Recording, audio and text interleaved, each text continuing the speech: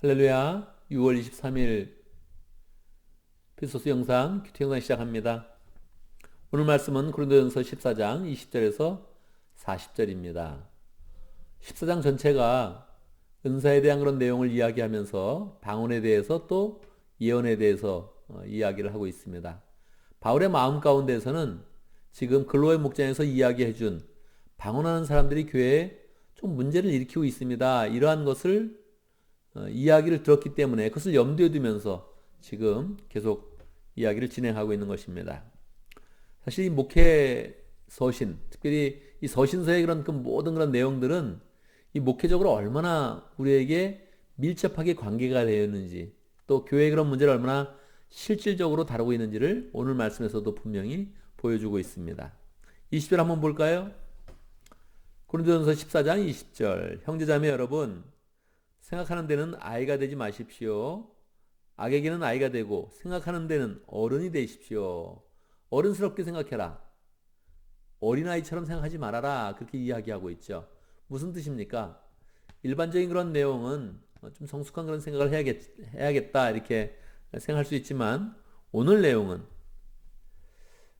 방언을 크게 보는 것을 어린아이와 같이 생각한다는 것입니다. 방언하는 것을 보고서 야, 저기는 성령 충만 받았나 봐, 뭐 이렇게 생각하는 이 자체가 어리다는 거예요.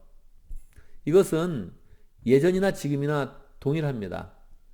방언을 하는 것은 눈에 띄는 그런 일이기 때문에, 기도할 때 이렇게 눈에 띄는 일이기 때문에 사람들이 저 사람은 성령 충만을 받았나 이렇게 생각하기가 쉬운 거죠. 그래서 바울은 클리어하게 이야기하는 것입니다. 생각하는데 아이가 되지 말아라. 애들처럼 이렇게 쉽게 생각하지 말아라. 어른스럽게 생각하라. 이렇게 이야기하는 것이죠. 사실 방언을 너무 크게 봐서도 안 되고, 사실은 너무 작게 봐서도 당연히 안 되죠. 적절하게 봐야 되는데, 지금은 방언에 문제가 있다 이런 얘기를 벌써 이미 들었기 때문에 그것에 대해서 가르쳐주면서 하는 그런 이야기 때문에 논조가 이렇게 된 것입니다. 사도 바울은 율법에 있는 그런 내용까지 이렇게 인용을 하면서, 내가 방언하는 사람의 혀와 딴 나라 사람의 입술로 이 백성에게 말할지라도 그들은 나의 말을 듣지 않을 것이다. 그래서 방언이 필요 없다는 거예요. 방언이 그렇게 중요하지 않다는 거예요. 교회의 덕을 세우는 데 있어서, 교회를 세우는 데 있어서 그렇게 큰 역할이 되어지지 않는다는 거예요. 22절도 똑같죠? 그러므로 방언은 신자들에게 주는 표정이 아니라 불신자들에게 주는 표정이고, 불신자들에게 와, 놀랍다 이런 느낌은 주는데 실질적인 도움은 되지 않는다는 거예요. 반면에 예언은 불신자에게 주는 것이 아니라 신자들에게 주는 것입니다. 그렇게 이야기하고 있죠. 23절 말씀은 이 서신서가 얼마나 이 교회에 실질적으로 적용되는지를 보여주고 있죠. 온 교회가, 23절, 온 교회가 한 자리에 모여서 모두가 방언으로 말하고 있으면 갓 믿기 시작한 사람이나 믿지 않는 사람들이 들어와서 듣고 여러분을 미쳤다고 하지 않겠습니까? 분명히 표징이 된다고 이야기했거든요. 불신자들이 딱 보고서 와, 여기는 다르구나. 교회는 좀 다른 곳이구나. 교회는 성령의 능력이 있구나 하는 것을 표징으로 볼 수 있다는 거예요. 그런데 갓 믿기 시작한 사람이나 아직 믿지 않는 그런 사람들이 교회 와서 그것을 보면 표징은 될 수 있을지언정 도움이 되지 않는다는 거예요. 그리고 좀 더 시간이 지나면 이 사람들 미쳤나? 이렇게 생각을 한다는 거예요. 그러니까 실제로 교회를 세우는 부분에 있어서 큰 도움이 되지 않는다는 거예요. 그게 뭐를 해야 돼요? 예언을 해야 된다. 예언. 그러나 모두가 예언을 말하고 있으면 갓 믿기 시작한 사람이나 믿지 않는 사람들이 들어와서 듣고 그 모두에게 질책을 받고 심판을 받아서 그 마음속에 숨은 일이 드러나게 됩니다. 그래서 결론적으로 참으로 하나님께서 여러분 가운데 계십니다 하고 환히 말할 것입니다. 이렇게 된다는 거예요. 예언은 도움이 된다는 거예요.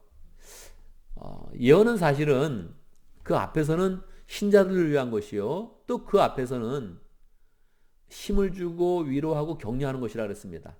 그런데 어떻게 여기에 질책을 받고 심판을 받아서 그 마음의 숨은 일들이 훨씬 드러날 수 있게 되겠습니까? 어떻게 그럴 수 있을까요?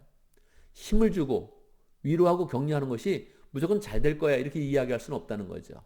반드시 이야기할 때는 예수 그리스도의 은혜와 십자가와 부활을 이야기하면서 이렇게 된다는 거예요. 그러니까 갓 믿기 시작한 그런 신자들이나 아직 믿지 않는 그런 사람들에게 예언을 할 때는 그냥 예언은 안 된다는 거예요. 그러니까 결국 이 예언은 신자들을 위한 거라는 거죠.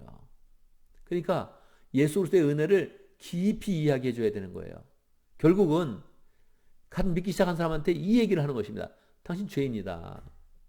당신 심판받는다. 당신 멸망으로 갈고 있다. 이제 예수님을 믿어서 영생의 길로 가야 된다. 그 길로 가면 하나님께서 아무리 어려운 일을 만나도 우리가 늙고 병들고 죽게 돼도 영생으로 인도하시고 부활로 인도하시고 하나님 나라로 인도할 것이다. 이렇게 이야기한다는 거예요. 그러면서 그 마음속에 있는 죄를 다 드러내게 된다는 거예요. 그래서 그 모두에게 질책을 받고 심판을 받아서 그 마음속에 숨은 일이 드러나게 됩니다. 이렇게 이야기한다는 거예요. 그러니까 아무런 의미 없는 소리로 크게 이야기하거나 기도하지 말고 의미 있는 소리, 예수 그리스도의 그런 은혜와 예수 그리스도의 그런 사랑을 풍성하게 나타내고 결국 삶의 변화를 일으키는 그런 구체적인 그런 말을 해라. 이렇게 이야기하는 것이죠. 그래서 이 16절에서부터는 후반절에 새로운 그런 분위기를 바꿔서 이 은사가 얼마나 질서 있게 사용돼야 되는지를 알려주고 있습니다. 그러면 형제자매 여러분은 어떻게 해야겠습니까? 여러분이 함께 모이는 자리에는 찬송하는 사람, 찬송의 은사가 있는 사람이죠. 가르치는 사람, 가르치는 은사가 있는 사람이죠. 하나님의 계시를 말하는 사람, 계시를 받은 은사가 있는 사람이죠. 방언으로 말하는 사람, 통역하는 사람도 있습니다. 통역에 은사가 있는 사람이 있는 거죠. 그런데 이걸 어떻게 하라고요? 모든 일에 남에게 덕이 되게 하십시오. 덕이 되게 하는 것은 서로를 세워주고 힘이 되게 하는 것이다. 이렇게 해석을 한다고 했습니다. 그래서 방언을 말할 때는 차례차례 하고 통역 있게 하고 예언을 할 때도 2명, 3명이 동시에 하지 말고 한 사람이 하면 한 사람씩 돌아가면서 하고 다 모든 사람이 그 이야기를 잘 들을 수 있도록 하라는 것이죠. 그래서 그 내용이 33절 결론을 냅니다. 하나님은 무질서의 하나님이 아니라 평화의 하나님, 평강의 하나님이시다. 누가 볼 때도 질서가 있구나. 누가 볼 때도 평안하구나. 지금 평화롭구나 하는 걸 느껴야지 질서 없게 은사를 가졌다고 막 서로 은사를 가지고 주장하면 안 된다는 거예요. 그러면서 한 가지가 더 추가됐죠. 34절 여자들은 교회에서 잠자코 있어야 됩니다. 여자에게는 말하는 것이 허락되어 있지 않습니다. 그렇게 되어 있죠. 왜 그럴까요? 2가지입니다. 첫 번째는 바울은 조금 더 시대적인 그런 그 배경을 바탕으로 남성 중심의 생각을 하고 있었습니다. 2번째, 이것은 고린도 교회의 상황을 배려해야 됩니다. 고린도 교회 상황이 그렇다는 거예요. 고린도 교회는 이미 창녀와 같은 여자가 너무 많이 있었습니다. 이방 신전에서 성관계를 너무 쉽게 그냥 성관계를 맺는 일이 자기의 업이 되어 있는 여자들이 너무나 숫자가 많이 있었습니다. 그런 여자들이 틀림없이 교회에 들어오게 됐을 것입니다. 교회에 들어오면서 변화를 받았겠죠. 근데 여러분도 아시다시피 이 바람기가 있는 여자, 이 교회에 들어와도요 믿음으로 변화되는데도 불구하고 이 웃음이 좀 다른 거, 웃는 모양이 좀 다른 거예요.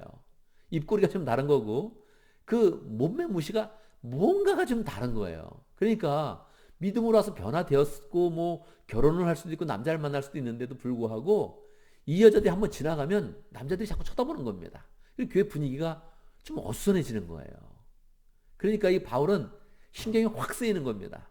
그래서 이 고린도 교회에 있는 여자들 특별히 잠자코 있어야 된다. 이 여자가 뭐 이렇게 막 이렇게 뭔가 어필하면서 막 자꾸 나와가지고 얘기하고 그러면 이 교회 분위기가 신령하게 흘러가지는 않거든요. 그러니까 말하지 말라. 이건 가르치지 말라는 거죠. 가르치지 말고 뭐 의견이 있어도 너무 거기서 막 이렇게 내세워가지고 이야기하지 말아라. 그렇게 하는 것이죠. 그래서 배우고 싶은 것이 있다면 집에서 자기 남편에게 물으십시오. 여자가 교회에서 말하는 것은 자기에게 부끄러운 일입니다. 실제 그럴까요? 저는 그렇지 않다고 생각합니다. 그렇지만 그 당시 시대적 배경, 특별히 고린도 교회 그런 배경에서는 여자가 막 나와서 뭐 이렇게 옷도 이상하게 입고 나와가지고 막 얘기하는 거, 이건 교회적으로 부끄럽고 안 된다는 거예요. 그러니까 이 부분은 시대적 상황과 또 바울의 그런 상황, 특별히 고린도 교회의 그런 상황 가운데서 그 당시의 여자들, 고린도 교회에 있는 그런 여자들은 그냥 이미 고린도 교회 여자다 이렇게 이야기하면 몸을 파는 여자 이렇게 동의어로 사용이 됐습니다. 완전히 그냥 영어로서도 사용이 되고 있었습니다. 지금까지도 사전을 찾아보면 고린티안 그러면 성적으로 문란한 사람 이렇게 번역이 되고 있습니다. 성적으로 문란한 사람이 앞에 나와서 가르치면 안 되는 거죠. 바울은 이것을 하지 말아라 이렇게 경계를 하고 있는 것입니다. 이것은 정말 사이드에 있는 내용이지 전체적인 흐름의 남녀의 그런 문제를 다루고 있지 않은 것입니다. 질서를 이야기하면서 그 질서에 맞게 고린도 교회에 있는 그런 상황을 이야기하는 것이죠. 저는 여자들이 은사를 사용하는 거 좋게 생각하고요. 또 여자들 중에 말씀을 잘 이해한다면 설교하거나 가르치거나 말씀 교사가 되거나 뭐 여러 방면으로 주의 그런 사역을 일하는 것을 아주 좋게 생각합니다. 이것은 저의 생각이 아니고 말씀의 흐름에서 하나님께서 성령을 남종과 여종에게 부어주신다고 약속했던 그 약속을 그대로 사도행전에서 이루어지면서 사도행전에서도 여러 가지 그런 사역자들이 있었던 것을 알 수 있습니다. 빌립의 딸들도 이미 예언자로 있었고 브리스길라 아굴라도 남편보다는 여자가 더 열심히 사역했던 그런 사역이 이미 신약 성경에 여러 번 나와 있습니다. 사도 바울도 루디아에 대해서 나의 보호자였다 그렇게 고백하고 있으니까 실제로 여자가 교회 사역을 할 수 없다 이렇게 하는 것은 정말 시대적인 그런 부분이고 뒤처진 그런 생각입니다. 여자들도 열심히 사역하는 것이 맞는 것이죠. 전체적인 그런 내용은 은사에 대한 그런 부분이고 그래서 방언과 예언에 대한 그런 내용을 정리를 하고 있습니다. 37절 누구든지 자기가 예언자이거나 성령을 은사로 받은 사람이라 생각하거든 내가 여러분에게 써보내는 이 글이 주님의 명령이라는 것을 알아야 됩니다. 그래서 이 부분이 개인적인 의견이 아니라 주의 그런 계시로서 주어지는 것이다. 이것을 정리하고 있고 마지막으로 39절 40절에서 오늘 내용을 은사에 대한 전체의 내용을 정리하고 있는 것입니다. 그러므로 나의 형제자매 여러분 예언하기를 열심히 구하십시오. 14장 1절에서 있었던 1절부터 흘렀던 그런 내용에 이제 결론을 내고 있는 것이죠. 예언하기를 열심히 구하고 방언으로 말하는 것을 막지 마십시오. 방언을 높이 봐서도 안 되고 너무 낮게 봐서도 안 되는 것이죠. 그렇지만 지금은 방언이 문제가 되고 있으니까 특별히 예언하기를 구해라 이렇게 이야기하는 것이죠. 마지막 결론입니다. 모든 일을 적절하게 하고 질서 있게 해야 합니다. 그렇게 결론 내고 있습니다. 오늘 말씀에서 우리는 방언을 너무 크게 봐서는 안 된다. 이것을 명확히 갖기를 바랍니다. 이것은 고린도 교회나 지금 교회나 마찬가지입니다. 누가 방언을 크게 하고 있으면 와, 저 사람은 제일 성령 충만한가 보다 그렇게 생각하기가 쉽습니다. 그렇지 않습니다. 방언을 아무리 열심히 한다 그래도 방언은 자기 유익을 갖고 있지 교회를 풍성하게 세우지 못합니다. 그냥 지혜의 말씀, 지식의 말씀, 믿음의 은사, 예언의 은사, 영들 분별하는 은사, 섬기는 은사, 위로하는 은사 이런 것을 더 사모하지 드러난다고 해서 남 앞에서 크게 기도하고 그 기도를 통해서 성령 충만한 그런 모습을 보이는 것은 절대 되지 않습니다. 교회를 더 크게 세워가는 그런 그 마음을 가져야 되죠. 사도 바울은 오늘 말씀에서는 예언하기를 열심히 구해라 그렇게 우리에게 권면하고 있습니다.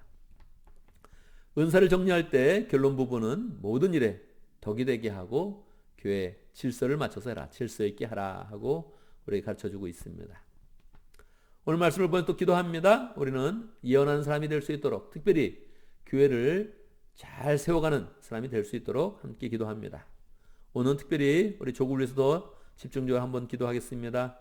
우리 한국이 남북한이 잘 평화통일을 이룰 수 있도록 남북관계가 대치하고 서로 공격하는 그런 관계가 아니라 서로 평화롭게 잘 교류하고 특별히 북한 동포들 어려움에 있는데 하나님께서 북한 동포들에게 음식도 주시고 사랑도 주시고 특별히 하나님의 복음을 잘 공급해 주시도록 우리 교회와 목장의 부흥을 위해서 함께 또 기도합니다.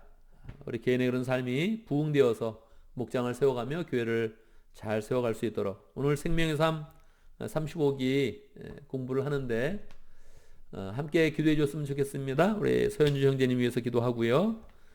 아직 본인이 믿지 않습니다. 이걸 너무 명확히 이야기하고 있어서 제가 조금 진행할 때 어려움이 있습니다. 잘 주님을 믿는 전제하에서 또 본인이 죄인임을 고백하는 전제하에서 이렇게 생명의 삶 공부가 잘 진행될 수 있도록 이런 게 예언인 겁니다. 당신이 죄인이다. 잘 가르쳐주고 변화시켜서 주의 복음 가운데서 잘 된다. 이 얘기를 잘 해줘야 되는 것이죠. 제가 먼저 기도하고요. 함께 기도하는 시간 갖도록 하겠습니다. 제가 먼저 기도합니다. 주님의 능력과 은혜를 찬양합니다. 우리에게 성령을 부어주셔서 은사를 사용하게 하시고 하나님의 능력을 나타내며 교회를 세워갈 수 있도록 인도하신 것 감사합니다. 참으로 우리에게 귀한 그런 능력을 허락하시고 권능을 허락하셨는데 하나님 주의 은사를 사모하는 그런 가운데 예언을 하고 교회를 세워가고 또 사람들을 세워가는 복된 삶 잘 살아갈 수 있도록 인도하여 주시옵소서. 예언하기를 열망하고 은사 갖기를 열망하는 그런 가운데 하나님의 교회를 더욱더 생명력 있고 불신자를 풍성하게 변화시키는 복된 삶 살 수 있도록 인도하여 주시옵소서.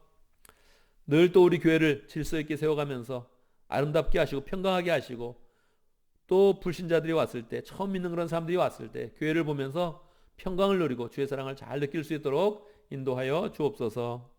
우리 조국을 위해서 기도합니다. 하나님 아버지 우리 조국을 지켜주시고 남북한이 대치되어 있는데 하나님 아버지 그 마음을 어루만져 주시고 남북한의 모든 그런 사람들이 다 하나 될 수 있도록 인도해 주시옵소서. 한 민족으로 잘 살아가게 하시고 서로 세우는 그런 관계가 잘 될 수 있도록 인도하시고 평화롭게 교류할 수 있도록 인도하여 주시고 평화 통일까지 한 걸음 한 걸음 나아갈 수 있도록 역사하여 주옵소서. 평화 통일을 잘 이루어서 더욱더 부강한 그런 나라도 만들고 하나님 앞에서 더 열심히 선교의 사역을 잘 감당하는 복된 나라 될 수 있도록 인도하여 주시옵소서. 하나님 아버지 교회 부흥을 위해서 기도합니다. 우리의 삶을 부흥시켜 주시고 우리의 그런 삶이 풍성하고 기쁘며 행복하게 만들어 주시고 주의 사랑을 만나는 사람들에게 잘 전하며 복음을 전하며 사람들을 변화시키는 능력으로 굳게 설 수 있도록 축복하여 주옵소서. 오늘 또 화요일 주님께서 함께 해주시고 오늘 하루 동안에 늘 주님과 동행하면서 또 사람들을 만날 때마다 주의 은혜와 빛이 풍성하게 나타날 수 있도록 인도하여 주옵소서. 우리가 하는 모든 일 주님이 하는 것처럼 잘 감당하게 하시고 지혜롭게 감당하게 하시고 하나님의 능력이 우리의 손길 가운데 잘 나타날 수 있도록 축복하여 주시고 우리의 발길 가운데도 함께 하셔서 만나는 사람마다 복되게 하시고 가는 곳마다 복된 삶이 될 수 있도록 역사하여 주옵소서. 예수님의 이름으로 기도드리옵나이다. 아멘.